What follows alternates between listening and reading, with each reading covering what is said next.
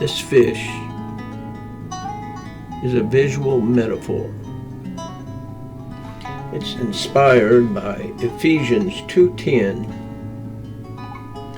Crafted with purpose, we are His workmanship. Some things are easy to pass by.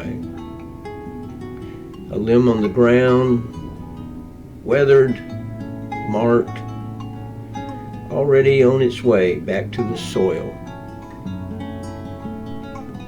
Most would never look twice.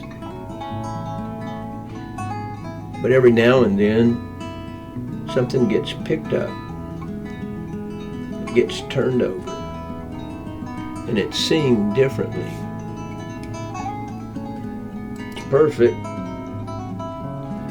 But because there was still something there, a shape, purpose, possibility. Maybe that's true beyond wood. Maybe not everything left behind is lost. Maybe some things are still being shaped into a new life, a symbol, a reminder, or for some, just simply art.